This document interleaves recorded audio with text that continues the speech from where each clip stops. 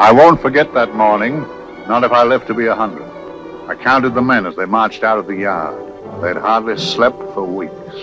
We of the CID had slept even less, but the nightmare that kept us awake was all the same nightmare. That's why we weren't surprised when the commissioner asked us up to the conference room for a bit of a talk. He'd talked to us plenty, we knew that. It didn't help any to know what was ahead of us.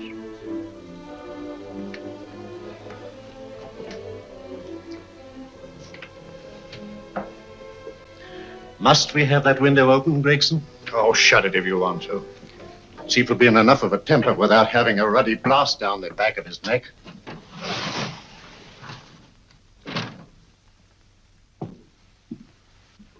Gentlemen, the commissioner.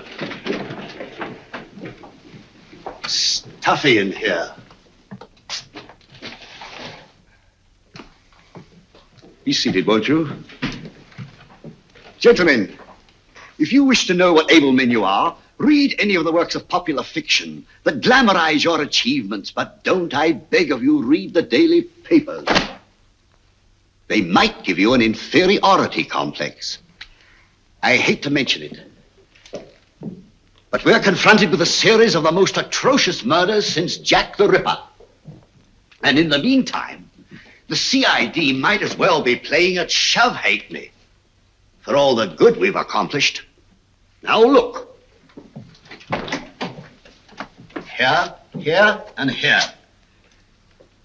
Each of these red flags scattered through the city stands for a woman brutally murdered, a woman's terror, a woman's death agony. These are no ordinary crimes. These are the works of a fiend who kills first and mutilates afterwards. A ghoul who hacks off a part of his victim body and carries it away with him, a loathsome souvenir of his butchery. 3 women murdered so far, and you haven't turned in one clue. You haven't given me one lead. Here you sit and wait for news of a 4th victim, with your arms folded.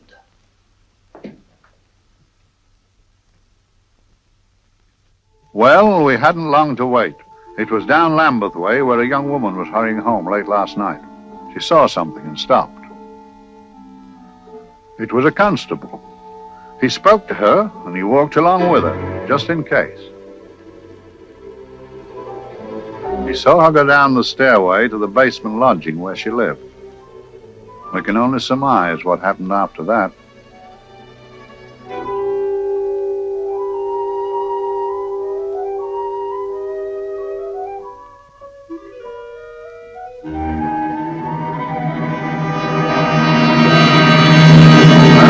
My pride in my pocket and went to see the man who'd so often helped out Inspector Lestrade and myself in the past, Mr. Sherlock Holmes.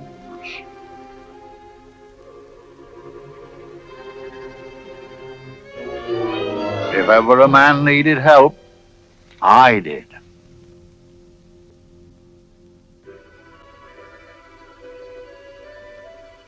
This makes 4, Inspector. 4 defenseless women here in the heart of London. And everyone with the right forefinger hacked off. Not hacked, Inspector Gregson. Cleanly, expertly severed.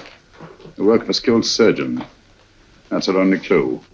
Much about the age of my sister's girl. Is there no way of stopping this, Mr. Holmes? Yes. There's a way, somehow. The fiend that did this.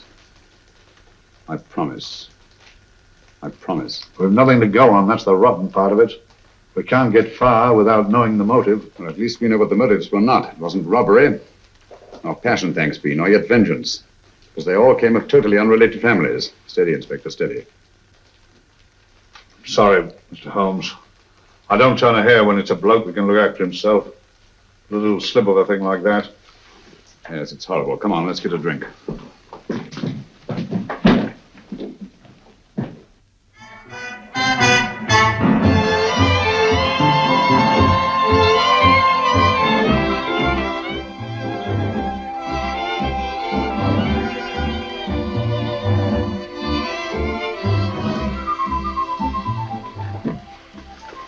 Good evening, Mr. Holmes. Good evening, Vincent. Whiskey and soda, please, and a double for my friend here, Inspector Gregson. Very good, sir. Make mine Irish. Decent of you to give me a hand with this thing, Mr. Holmes. Always a pleasure to be of help to Scotland Yard, Inspector. Little out of my line, looking for a maniac who murders just for the fun of it. Or perhaps just to get a human finger. In all 4 cases, the murderer risked capture by stopping to secure a finger. Well, what for? Who knows? He's just a madman. Perhaps there's method in his madness. If we could just trace those missing fingers. If we could just drain the English Channel, we might find a penny. Huh? Oh, thank you. You may keep those, Mr. Holmes. Thank you.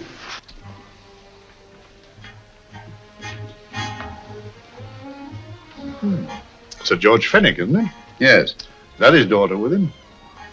Don't be so naive, Inspector. You know everyone, don't you, darling? Well, hardly. A week ago, I didn't know you. A week. How fast it's gone.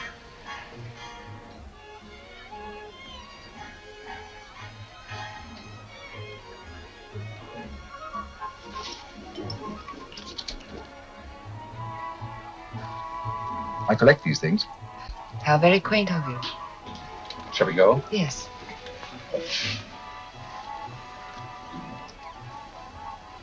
What are you looking at, Mr. Holmes? Looking at a very handsome woman. Not for want of the purple, but giving an excellent imitation. Would you like to come to my flat for a nightcap? Lovely idea. Yes, isn't it?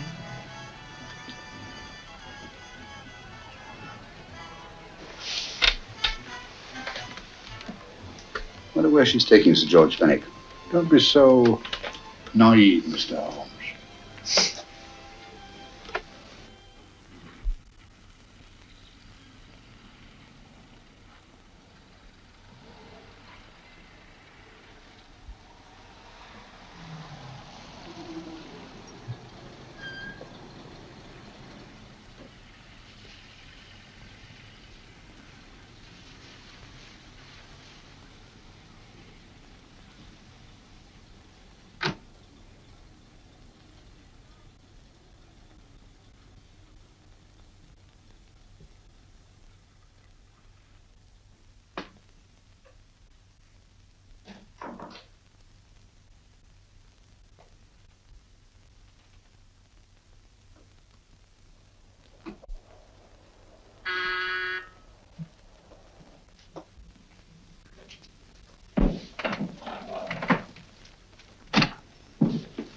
Good evening, Mum. Hello, Grandon. Any messages? No, Mum.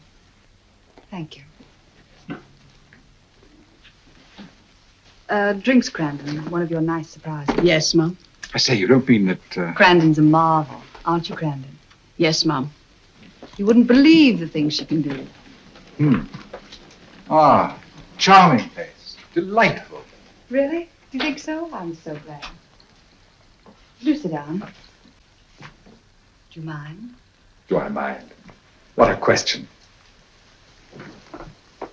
I don't mind anything, really. Except not being with you. Now, you really don't want me to believe that, do you? Not too seriously. Good. We're both quite grown up, aren't we? Quite.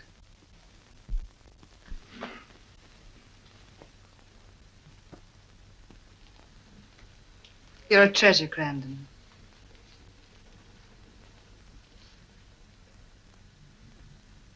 And lower the lights a little as you leave.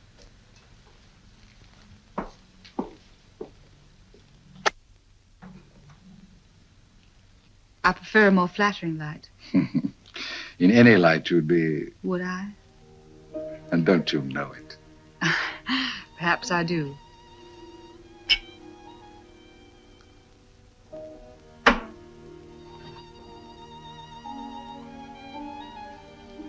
Oh, that priceless woman. You wouldn't believe it, but she's absurdly romantic. She loves dreamy music, and she thinks that we... But we do, don't we? Do we? Well, it's rather soothing, restful. Yes. And we all need rest at times. like tired children who played too long. You've played with wooden soldiers, I suppose. Funny. Hadn't thought of that for years. Toy boats were my special joy. Anything I could set afloat anywhere. Like this. And this. Toy boat sailing into the Never Never Land. The land of beautiful dreams. Look. Look, odd, isn't it, how the light is reflected? Little specks of light that move and move. Like stars on a slowly moving stream.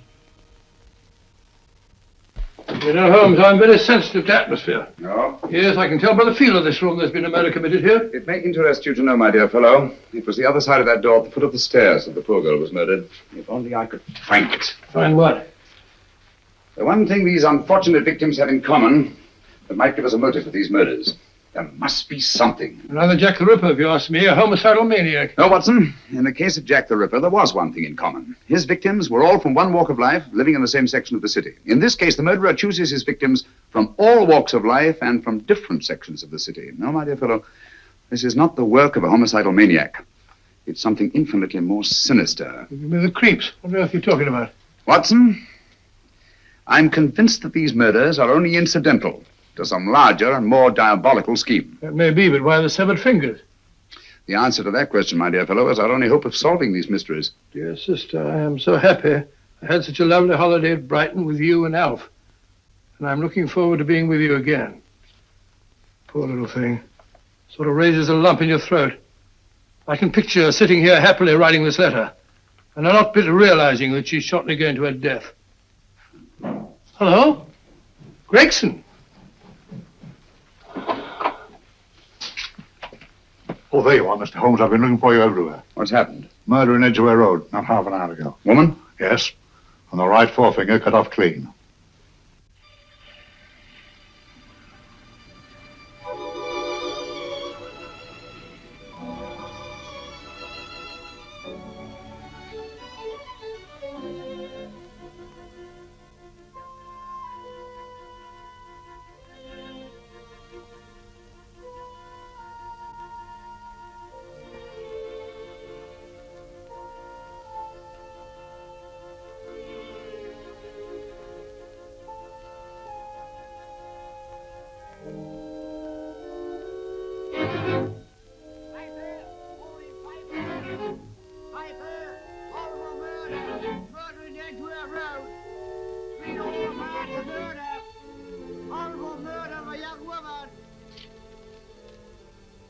Get your papers!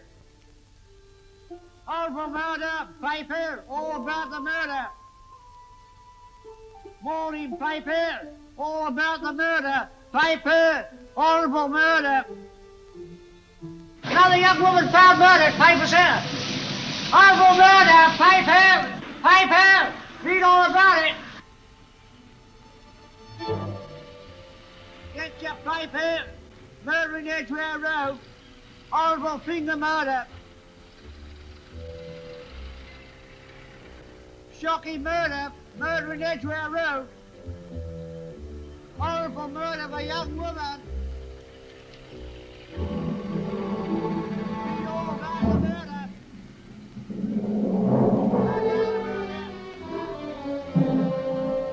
Only fancy, Mum. There's been another of those horrible murders. Dear, dear, how shocking. Yes, Mum. I really don't feel quite safe here myself. Oh, dear.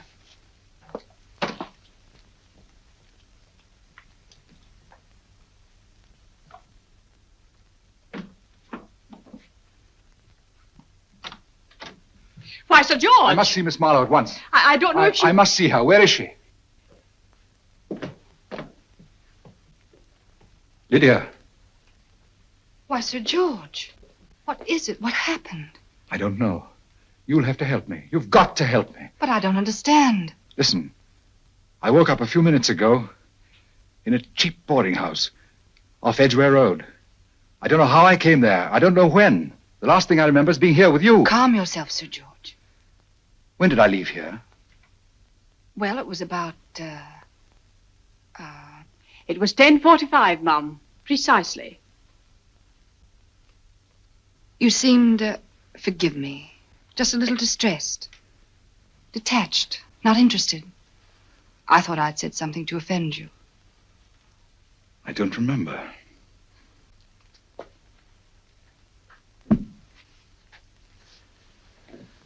I can't remember. Tell me, has this happened to you before? Before? Well, there is such a thing as amnesia, you know. If it was 10:45 when I left you, it was 9 this morning when I woke. Over 10 hours lost. 10 hours that I can't account for. And in my pocket when I woke, I found... Yeah, in my pocket. That isn't... Oh, it's not for you, of course. It can't be. Excuse me, Mum, but there's a man asking to see the gentleman. Send him away. Yes, Mum. No, please. I'll see him.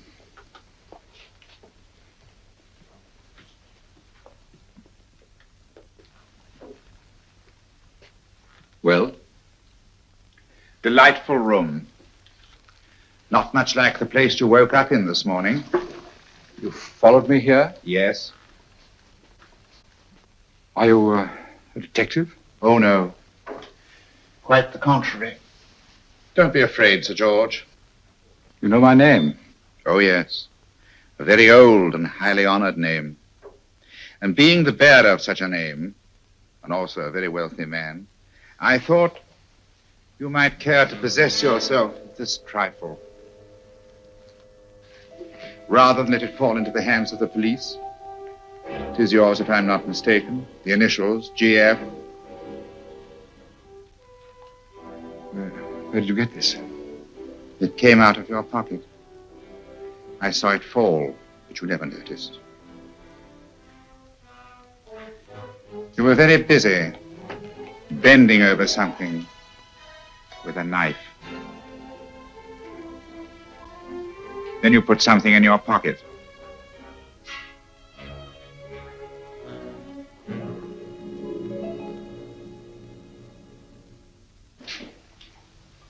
Come along, Holmes, come along. How many more times must I tell you? You're missing a treat. This is delicious. Little jam tarts to follow. Aren't you tempted? You and your fresh pots. They tell me that fish is good for the brain. Brains haven't any. You realize that a whole day and a night have gone by since that bestial affair in Edgware Road? I'm as much in the dark as ever.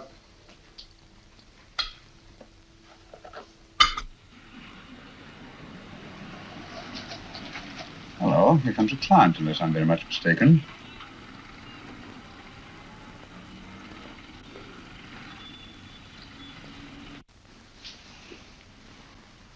Well, attractive. Very attractive.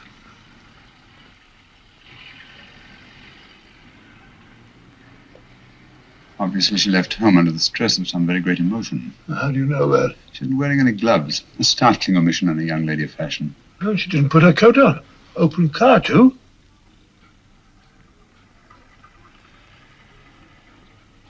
Furthermore, there's something in that bag she wants to show me.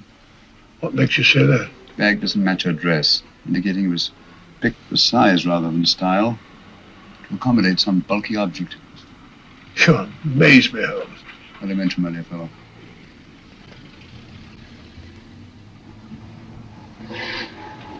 Well, that's interesting. What is? A cab, turning at the empty house. Wonder why he followed her here. Oh, wouldn't you? Quite possibly with glasses.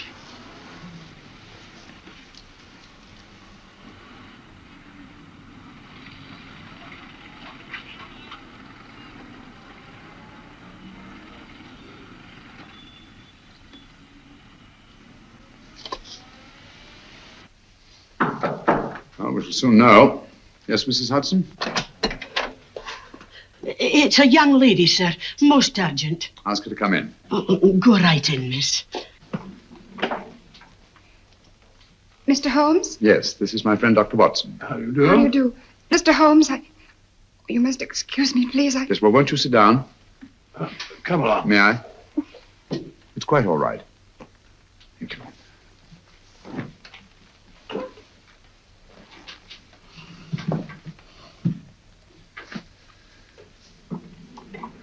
Now try to control yourself, Miss Fenwick. You're with friends. You know my name? No magic, I assure you. I've often seen your picture. You're the daughter of Sir George Fenwick, aren't you? Yes. It's about my father that I... What about your father, Miss Fenwick? Oh, I don't know what to do. He's always been the nicest, dearest person. Only since Mother died. Yes, we do. We know. So I didn't think anything of it when he was away all night before last. But he didn't come home until yesterday at tea time. Didn't come in for dinner at all. Just paced up and down in the library hour after hour. I begged him to let me in, but he wouldn't. Steady, steady. Now take your time. I couldn't sleep a wink last night. Then I started hearing things. Hearing things? What sort of things? I heard someone in the garden underneath my window. Then I saw a figure moving down the garden path. And I recognized my father.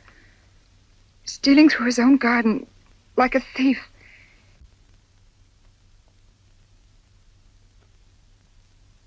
He had a spade in his hand, and he stopped by the greenhouse where he started to dig. This morning, at daybreak, I stole out into the garden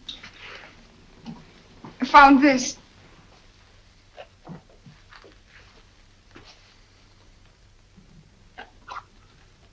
A finger. A human finger. Bring up Scotland Yard, will you, Watson? Ask them to get hold of Inspector Gregson and tell him to meet us at once at George Fenwick's house, Kingston. Operator, get me Scotland Yard quick. Where's my father, Norris? He's still in the library, miss. Thank you. We'll see him right away. Will you come with me, please? Thank you. I got your message, Mr. Holmes. Yes, indeed.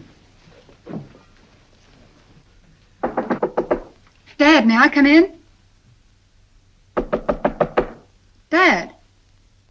It's funny. He doesn't answer. You mind?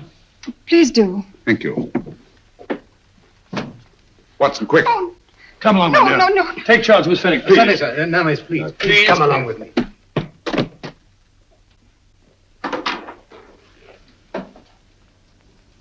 Dead? Yes. What do you make of it, Doctor? Shot in the back, between the second and third ribs. The bullet undoubtedly penetrated the heart. Look at the powder marks on his coat. I was afraid of this. What do you mean? Don't you remember the man in the cab who followed Miss Fenwick to Baker Street? Well, you don't think he had anything to do with it, do you? I think it's reasonable to assume that he tipped off someone that I'd been sent for. Sir George has obviously been murdered to keep him from telling me what he knew. What was the weapon used? Small caliber revolver, point blank range, by the look of the wound. The murderer came in through those French windows. The mud from the garden he brought in his boots. Sir George must have surprised the intruder. Passed the room to him here. What follows, we can't tell. But from the location of the wound, I'd say that he turned his back for a moment, and as he turned, the muzzle of the revolver was placed between his ribs and one muffled shot fired.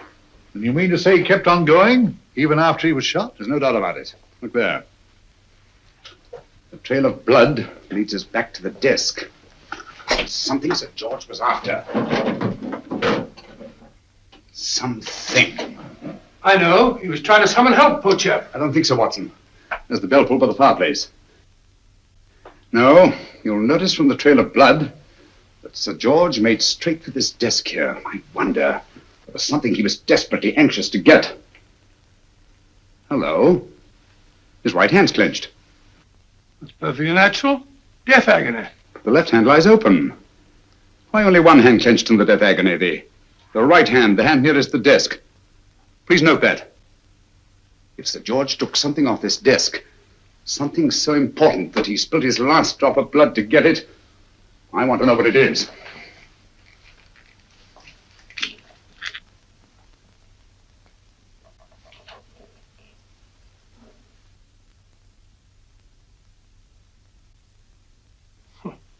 Nothing but an ordinary match folder. Where does that lead us? I imagine to something very important, Gregson. This match folder's from Pembroke House. Why shouldn't it be? He was there, you know. We saw him yesterday. Yes, but the effort he made after he was shot to get hold of this match folder. It's just possible he wanted someone to remember Pembroke House. He may have wished to recall it to someone who saw him there. Someone who, like ourselves, saw him with a woman.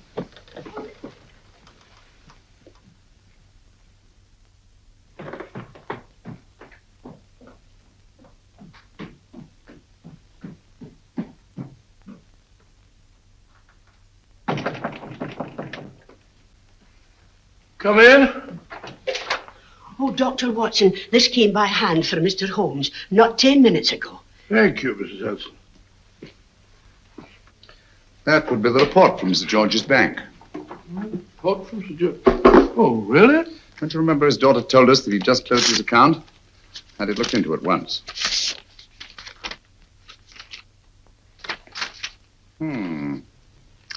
He drew out his entire balance in cash, nearly £10,000, yesterday, just after that young woman was murdered. What does that suggest to you, Watson? That he paid it out to someone. Precisely. I smelled a faint, sweet odor of blackmail. You don't think he paid it out to someone who saw him murder the McLean woman? Sir George never murdered anyone. But he did have that woman's finger, and he empty did have and pay out a lot of cash. That's the terrifying part about blackmail, Watson. The victim is afraid to fight the accusation, no matter how false. Once the accusation is made, the name is smeared, and sometimes his life is ruined. Well, Sir George didn't commit these murders. What fiend did? I rather think they're not the work of any one man. Oh, come, Holmes. You don't expect me to believe there's a whole organization going about killing people and chopping off their fingers? No, it's possible, quite possible. Well, whoever's behind all this thing must be out of his mind. On the contrary, my dear fellow, if my assumptions are correct, this little scheme has behind it the most brilliant and ruthless intellect the world has ever known. You don't mean Professor Moriarty? I do. Oh, steady, Holmes, you've got him on the brain. This is the third time in as many months you've suspected him of unsolved crimes. He's dead, you know. Is he? Is he? You know he is. He was hanged in Montevideo, well, over a year ago. I know that someone was hanged in Montevideo under that name, but I'll stake my reputation that Moriarty is alive and here, now in London. Hello? Yes, but Dr. Watson, wait a minute. You me? Well, yes. This is Dr. Watson speaking. No, I'm afraid I've retired. I don't practice anymore. What? Oh, that's a different thing. An emergency case. Well, just a minute. Yes? Yes, well, see, she's not moved. Remember that? Don't touch her till I get there. Fractured case in McCardle's Mews. Heavy woman. 14 stone. Look at dust. 14 stone. Just the sort of person who would hoist herself up on a stool to feed the canary. There ought to be a law against fat people keeping little dicky birds. Well, so long, old man. I shan't be very long. Haven't used that bag since I brought little Amelia what's her name in the world. She grew up to be a very unattractive child. Oh, who wouldn't with a name like Amelia? Amelia.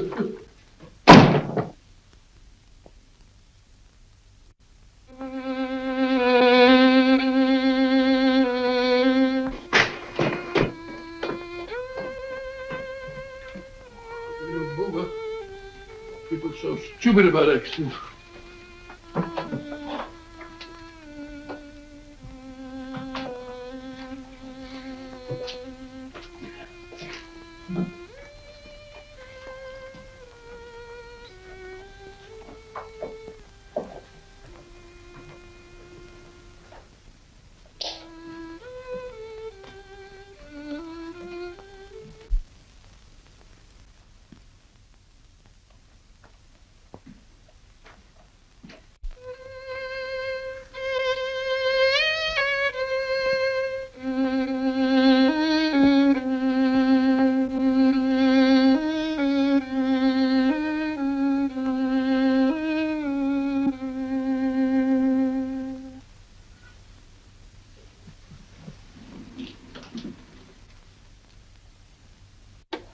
Oh, Professor Moriarty. Not that I wish to appear inquisitive, but to what am I indebted for the pleasure of this visit? Scotland Yard will be interested. It's very convenient for me to have Scotland Yard think that I'm still dead in Montevideo. I never dreamed of fooling you. Thank you. The thought occurs to me, Mr. Holmes, that there are some advantages in living within the law. You are very comfortably fixed here, aren't you? As I get on in life, the little comforts appeal to me more and more. Oh, I beg your pardon. Won't you sit down? Thank you.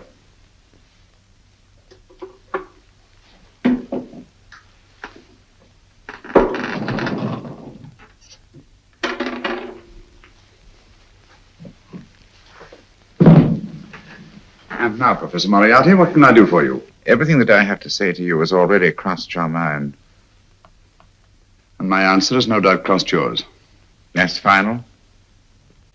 What do you think?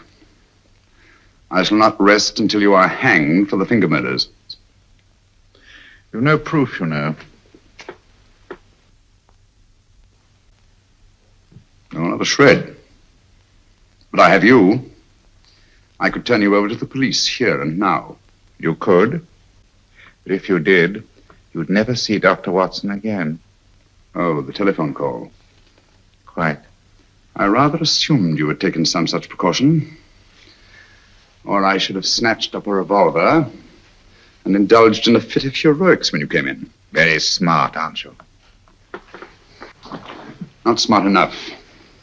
Or I should have anticipated you. But if any harm comes to Dr. Watson, I shall seek you out. I shall not rest until I find you, and when I do... No harm will come to Dr. Watson this time. But I can't answer for the future. Mr. Holmes, I should strongly advise you to drop this case. Don't be silly. Think it over. We've had many encounters in the past. You hope to place me on the gallows. I tell you I shall never stand upon the gallows. But if you are instrumental in any way in bringing about my destruction, you will not be alive to enjoy your satisfaction. And we shall walk together through the gates of eternity, hand in hand. What a charming picture that would make. Yes, wouldn't it? You know, I really think it might be worth it.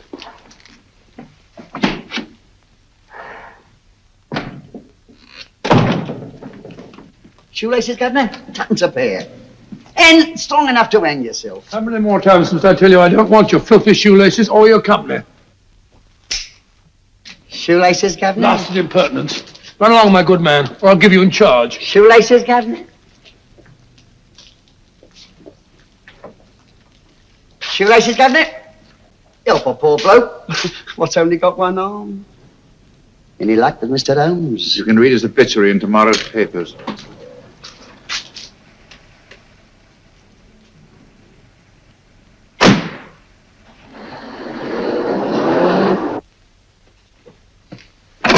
Oh, there you are, Watson. Come in. I was, just going out to look for you. Look for me what for? Suppose you don't think I know my way about. Well, you're right, I don't. Blast all practical jokers anyhow. Know where I've been? On a wild goose chase. Exactly. There's no such number in McCardle's Muse. Some fool's idea of a joke. Did you see anyone? No, nobody especially. Only a whining old idiot selling bootlaces. Persistent beggar, wasn't he? Stuck to you like grim death. Huh? How do you know? And finally left you for someone who looked like better pickings. Someone, my dear Watson, was Professor Moriarty himself. What? He's just called on me. Moriarty here and you let him go? But you must be out of your mind. Why? Well, he bluffed me into believing that he was holding a friend of mine as hostage. Friend of yours who? Oh, nobody very important, just a fat, lazy fellow. Medical man, I believe. Medical man? Do I know him? Yes, I think you do. A fellow by the name of Watson. Watson, never heard. Who, me? I'm afraid so, old fellow. Your street hawker's job was to do away with you in a certain contingency. And you let Moriarty go? Because of me? I had no choice. I can't afford to lose you, old fellow. Well, it's very decent of the old chap, I must say, but... I wish you'd nabbed him. We shall, never fear. I know the motive for the finger murders. All I have to find out now is the method used with the blackmail victims. Method? Yes. How does Moriarty get them to the scene of the crime? How does he plant those severed fingers on them? And how does he scare them into believing that they may have committed those atrocious murders themselves? Curious.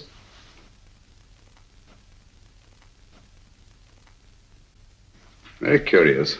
Huh? Curious? What's curious? That window in the empty house across the street. First floor front. Huh? What's wrong with it? It's open. Why shouldn't it be open? Well, it wasn't open half an hour ago. I'll stake my life on that. Oh, it's not our business. Let it stay open. I wonder if you'd go over, old fellow, and see what's the matter. Trespassing. Against the law. Very well, I'll go myself. Oh, well, if you're going to put it like that, ridiculous waste of time. Going about shutting windows at this hour of the night. Yeah, you better take this torch. Well, take what? Dignified job for a doctor. Dr. Watson, the torchbearer. And what do you propose to do? Sit in a comfortable chair, I suppose, and read a good book? That's a very good idea. Yes, very good idea. While I play night watchman, you have a nice read. Mm-hmm. Good night. Have a good time. Have a good time. What do you mean, have a good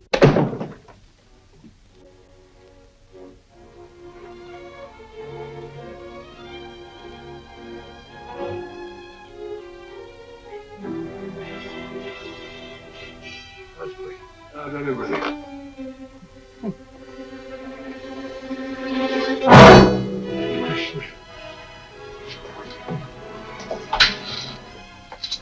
What on earth is this for? Oh! Umbrella stand. Pretty little thing to keep about the house. Must have been a pet.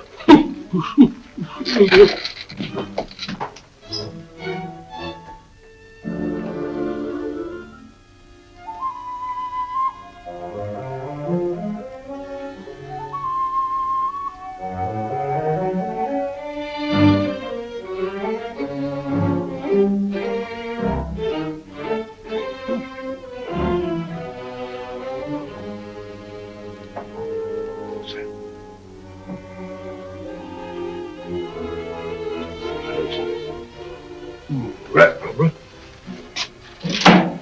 This was oh.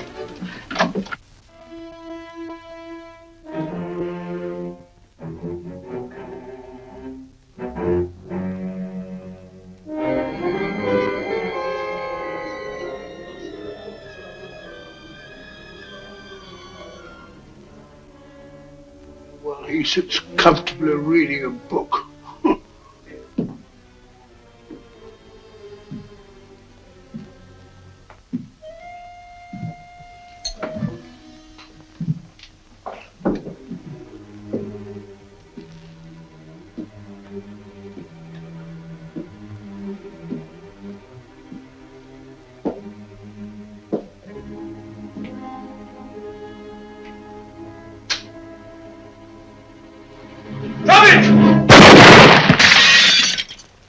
He killed Holmes! He killed Sherlock! Watson. You? But I saw him shoot you a second ago. Not me, my dear fellow. Merely the bust of Julius Caesar. Incidentally, you may have noticed that all through the ages, prominent men have prominent noses. Oh, I'm afraid we're in for terrible trouble again with Mrs. Hudson. Windows smashed, plaster all over the floor. Get up, you.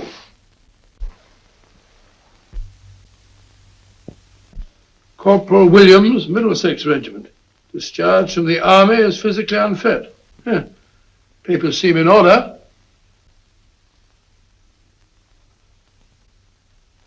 Now, Corporal Williams, you've seen service in the Far East, haven't you? The East? I thought so. Look at his complexion, Watson. Yellow as saffron. He's been taking atabrine. Cure for malaria. Sniper, aren't you? Sniper. Why did you try to kill me? I had to kill him. I had to. Oh, snap out of it. Stop it, Watson. He's shamming. No, he isn't. Who told you to kill me? She told me. She told you? She told me I couldn't miss. Well, luckily you did miss, you murderer. He isn't a murderer, Watson. Listen, Corporal Williams. She told you you had to do it, didn't she? I had to do it. I've got it, Watson, I've got it. Got what? The method used in the finger murders. Well, what is it? Hypnotism, my dear fellow, hypnotism. And it wasn't against his nature, that's the devilish part of it. They picked a man for their purpose whose job was sniping. Who are they? Professor Moriarty and his finger murderers. Williams spoke of a woman. I think you'll find that she asked him home tonight for a drink. Nice quiet rooms, soft lights, music. You got it all pat, Mr. Holmes. What's the lady look like? Oh, up 30, nice figure, blonde, lustrous eyes. Oh, really? Got a phone number? Oh, so? Williams will give us her address. Look after him, Gregson. Don't let anyone come near him. He's our key witness in the finger murders. Well, I hope you're guessing right, Mr. Holmes. Get up, Williams. Now, go with Inspector Gregson anywhere he tells you. Come on. Yeah. Ring me as soon as he comes to himself, will you? I will. Good night, gentlemen. Good night. Well, if you believe that fellow Williams was hypnotized, I suppose you think Sir George Fenwick was hypnotized too. Yes, I'm quite sure of it. Have a cup of tea? Thanks, old boy. Nothing to eat. But why didn't these people make Sir George do the murder himself?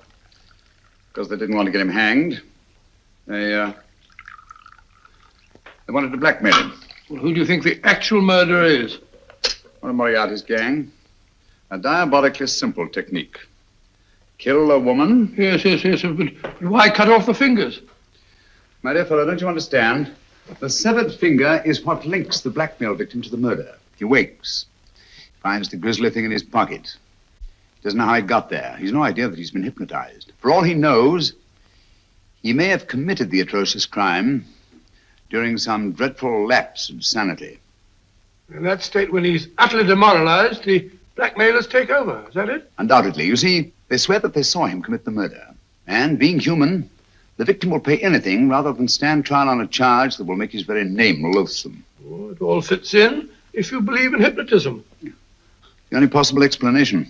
You think the hypnotist is that woman with the blonde hair and the lustrous eyes, the woman you invented? I didn't invent her. I saw her. What on earth are you talking about?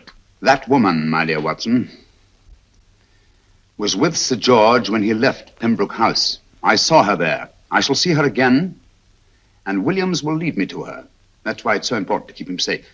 He will identify her.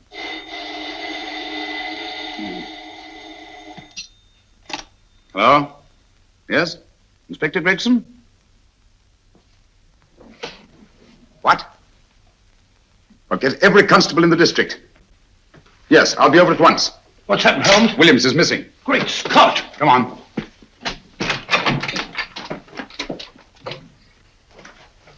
Lorry crashed into Gregson's car. During the confusion, Williams disappeared. Escaped, eh? No, kidnapped. To keep him from talking when he came to. You don't think that Moriarty... Moriarty?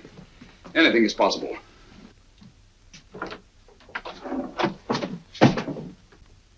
Williams! Dead. You see, anything is possible.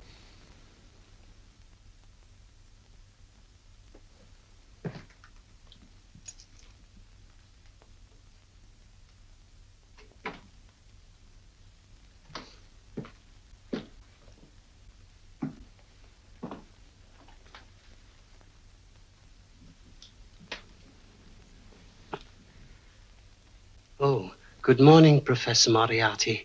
You startled me. I'm dressing another dolly, a dear little nurse. Is there anything wrong with your finger? Just a splinter. Nasty thing, splinters. Most trying. One can't be too careful, but I'll get it out for you. I have the very instrument to help you. Sharp enough to split a hair. Put those tools away until they're needed. But they're not tools, sir. They're instruments. Put them away. Is Lydia in? Yes. But really, you should let me. Get dressed. Holmes and Watson just left Baker Street for the Mesmer Club. Mesmer Club? The meeting place of all the top hypnotists in London. Do you suppose that Mr. Holmes is onto our method? If he suspects, it's merely a suspicion. It's our business to see that it ends there. I hope you're right. Williams passed away before he could talk, remember? What do you want me to do? Go to the Mesmer Club, meet Holmes, and induce him to come back here. Isn't that a bit dangerous? Every meeting with Sherlock Holmes is potentially dangerous. However, you say he didn't see your face at Pembroke House. And how would you suggest I get Mr. Holmes to accompany me here? Kidnap him? Oh, no. Holmes has one weakness, his insatiable curiosity. If you can arouse that, you can lead him anywhere. It's up to you to take advantage of any opportunity that may arise. This way, please, gentlemen. I'll tell Dr. Onslow that you're here. Thank you. So this is the Mesmer Club. If you ask me, hypnotism is a lot of mumbo-jumbo. Oh, come now, Watson. As a medical man, you must admit that hypnotism has its place in modern science. That may be, but 90% of hypnotists are crooks of the worst kind. Nothing more than a lot of charlatans exploiting weak-willed morons. Ah, Dr. Onslow, I believe. Happy to meet you, Mr. Holmes. Your brother Mycroft suggested I might be of help to you. He's a valued member of our little group of charlatans and crooks. Oh, beg your pardon, sir. I didn't know you were listening. Behind the curtain. My friend, Dr. Watson. Oh, delighted. How do you know? I wonder now. You see, we're in the midst of a little experimental session at this very moment. If you'd care to join us. Oh, certainly. That'd be very instructive. Oh, well, will you follow me? Thank you. In treating his patients. But today, the therapeutic value of hypnotism, as we now call it, is conceded by innumerable physicians. Especially is it of value in surgical cases where the administration of local or of general anesthetic is inadvisable. Inadvisable poppycock. For the sake of latecomers, I may say that I have placed this subject under profound hypnosis. In this condition, he can feel no pain, even under applications which normally would be excruciating. Excruciating? You excuse me, please. Carter, you are having a peaceful sleep. You feel nothing. Your arms and your hands are without sensation. Mowbray, the long needle.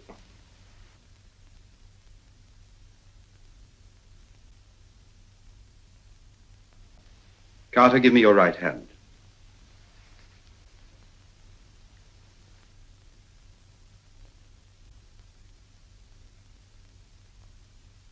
As you observe, the needle has been thrust completely through the subject's hand. No feeling, no pain. This lack of feeling is the one infallible test of profound hypnosis. Nonsense. Fellow's full of drugs. Oh, isn't he? Definitely not, Doctor. Wake up, Carter, wake up. You feel well and rested, remember. No pain anywhere. Wake up, wake up. I say, when are you going to begin? All through, Carter. Stand up. This way, sir. And, are these all the people that come here? Oh, no. Others keep dropping in all the time. I suppose it's all right for those who believe in it, but of course, I'm a professional man myself. Then you don't believe in hypnotism, Dr. Watson? Oh, I don't deny that there are certain types of hysterical, feeble-minded people who go under if you point your finger at them. But anyone with an ounce of character... How right you are. You see right through our little artifices, don't you, Doctor? Right through, my dear sir. Right through. Right so. But with the feeble-minded, as you say... excuse us, Mr. Holmes. Certainly. Step over here, won't you? Certainly, sir. Anything to oblige. Let me show you how easily we charlatans take advantage of them. Now, sit down, Doctor. Now, we set a thing like this in motion. It's wonderful, the attraction on the feeble-minded, of course. The continuous motion, if they just let themselves follow it. Of course, you could stare at it till doomsday, Dr. Watson, with no effect at all. Still, it might make you a little drowsy, like the white ribbon of road at night when you're driving. The rhythm is smooth, unbroken, and the road goes on and on, round and round, always the same, winding and winding. And you're drowsy, you're tired. Let the road come into you, as it were.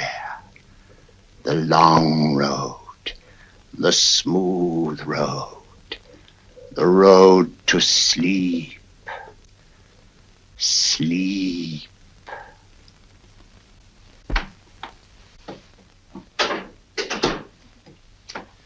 Open your eyes. Stand up. Turn around. And now, Dr. Watson, you're on a holiday in Scotland. The country is amazingly beautiful. We're coming to a stream.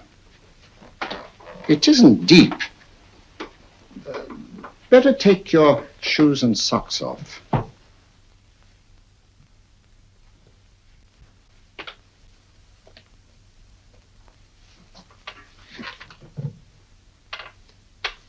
Roll up your trouser.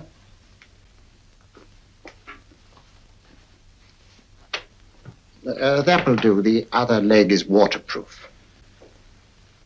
Turn around. Mind the pedals.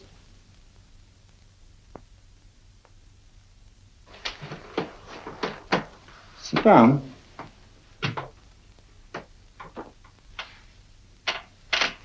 Wake up now.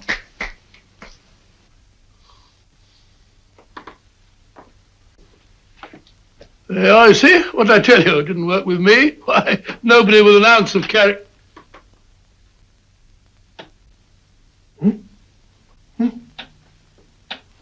I think you'll need these.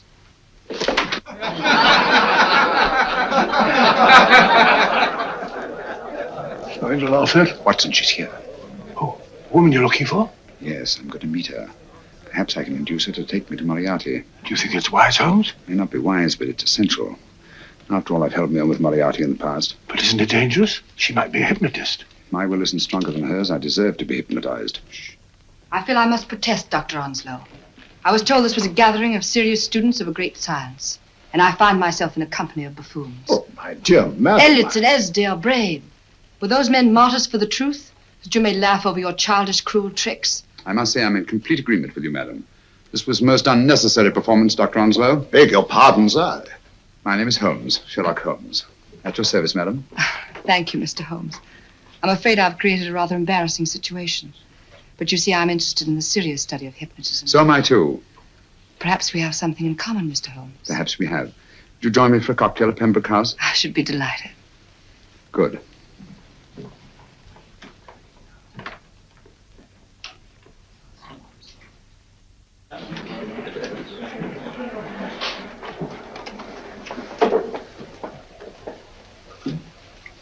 Thank you. I didn't know there was such a pleasant place in London. It was so nice of you to suggest our coming here. I thought a little pick-me-up would do us good. You mean you thought I looked... I like the way you look. Thank you. I suppose I did lose my head a little at the Mesmer Club. But you see, hypnotism is almost a religion with me. I know so well what it can do to help, heal. And I can't bear to see it used for trivial purposes. I know very little about it. That's why I went to the Mesmer Club. You see, I'm rather puzzled just now with the case that I'm working on. How fascinating. Tell me about it. It's the murder of Sir George Fenwick. Fenwick? Who's he? Quite a well-known figure. Odd now I come to think of it. Last time I saw Sir George was here at Pembroke House. Strange. Yes, isn't it? He was sitting, I believe he was sitting at this very table. Cigarette? Thanks. Do go on. There was a charming lady with him. He was lighting a cigarette.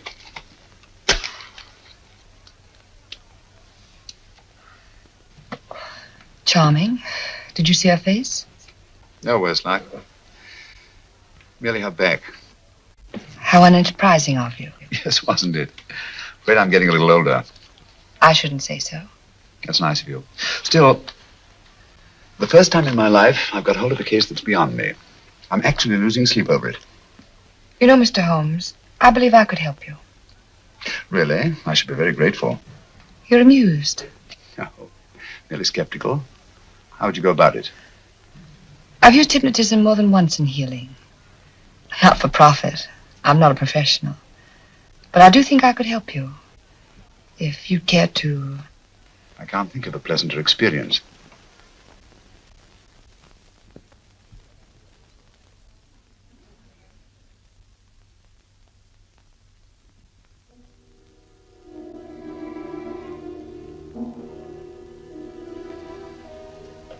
Low lights, music, is that all there is to it?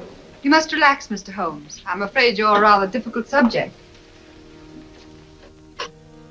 So I thought perhaps a little help. Materia medica might be advisable. Drugs?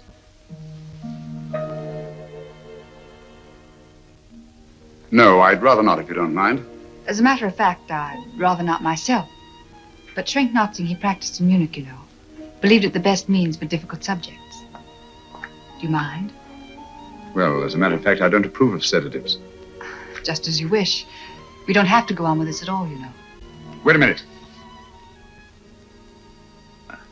Wait a minute.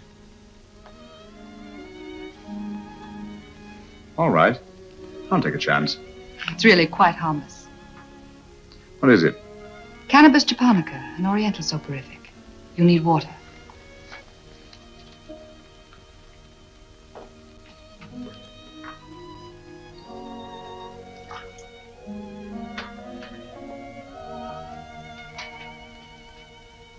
Thank you.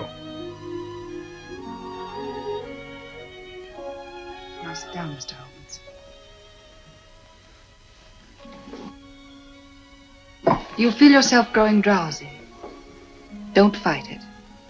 Give in to it. Because you do want to sleep, you know. Just fix your eyes on this one white flower floating on the water. Empty your mind of every other thought. Follow the motion of the water. So smooth, not a ripple. Waters of forgetfulness. Steady, deep, strong. Strange, isn't it? How the light is reflected. Little specks of light that move and move.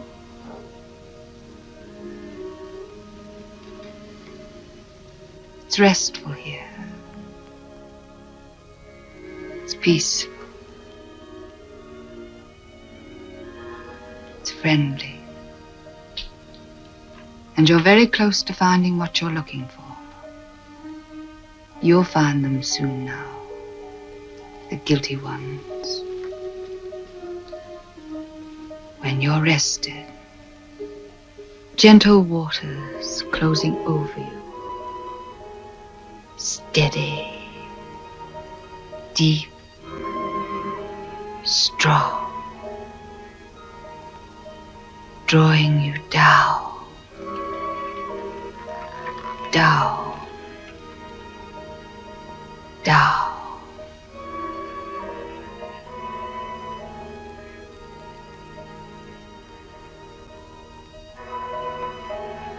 Sleep.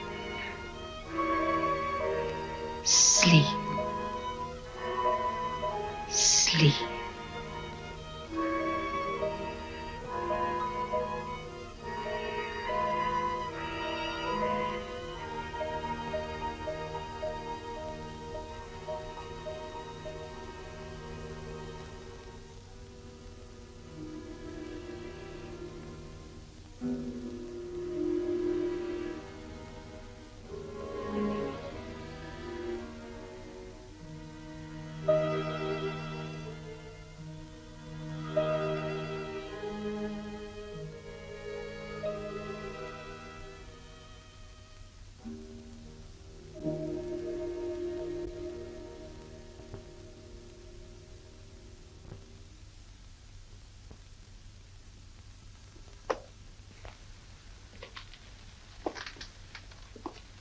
Here he is, Professor Moriarty.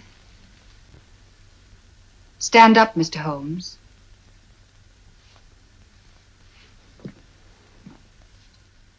Open your eyes. Face this way. Are you satisfied? We are dealing with a clever man. He may be shamming. There's just one infallible test for profound hypnosis. You ready, Dr. Simnel?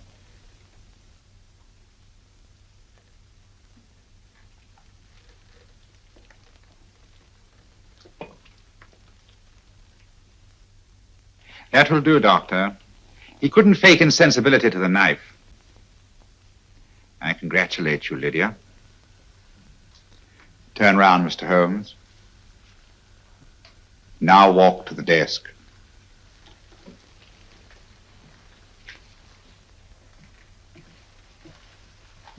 Sit down. Take that pen and write what I tell you to write. I have at last found a case which I cannot solve.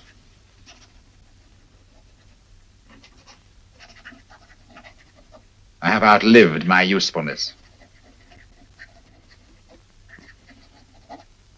Therefore, I have decided to end my life.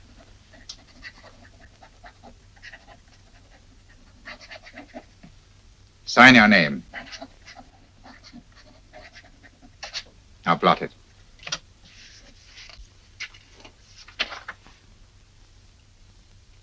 Fold it up and put it in your pocket. Come, Mr. Sherlock Holmes. Go out onto the terrace.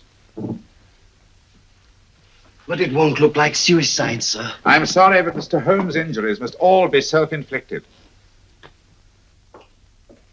Let's walk a little, Mr. Holmes. It's so pleasant here in the garden. Just step up here onto the terrace. It's a nice, broad terrace. Now turn to the left and walk slowly to the end of the terrace.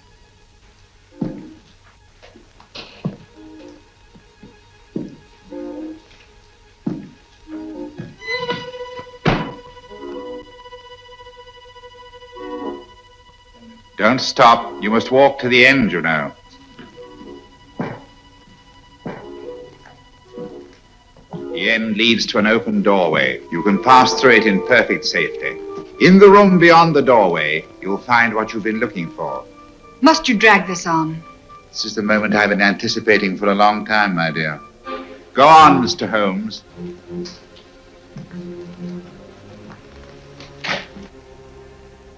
Through the open doorway, you will find the man responsible for the finger murders and the death of Sir George Fenning. Professor Moriarty. Holmes! Stand still! What a beautiful view, Watson. I'm quite enjoying it. No, you're not. You're hypnotized. You're under a spell. Stand still. Don't move. Steady, Holmes. Steady does it. Stand perfectly still where you are. Nonsense, Watson. You don't know what you're doing. Of course I know what I'm doing. You mean you're not hypnotized? Certainly not. Then get off the wall, you idiot. Oh, look out! Oh, Dear fellow. what were you doing up there? Holding the fort until you arrived. What kept you? Well, I ran into a spot of trouble on my way to Scotland Yard. I was arrested for exceeding the speed limit. Your luck seems to hold, Mr. Holmes. I'd hardly call it luck, Professor. You see, I substituted a drug of my own for the one that this dear lady pressed on me. You are clever, aren't you? A drug that, although it leaves the subject conscious, renders him quite insensitive to pain. That accounted for my lack of reaction to Dr. Simnel's knife. Well, Gregson, quite an impressive haul. Even Inspector Lestrade himself couldn't have done any better. Thanks, Mr. Holmes. Take him away. All right, put her in the van. I was right, Mr. Holmes. You are a difficult subject. Thank you. And now, Professor, our score is settled. Au revoir until I see you on the gallows. The rope has not been made that'll go around my neck. Come on.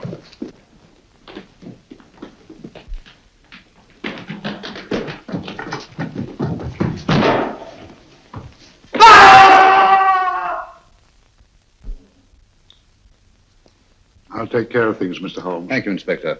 Come on. An evil man, Holmes, but what a horrible death. Better than he deserved. What are you thinking of? I'm thinking of all the women who can come and go in safety in the streets of London tonight. Stars keep watching their heavens. And in our own little way, we too, old friend, are privileged to watch over our city.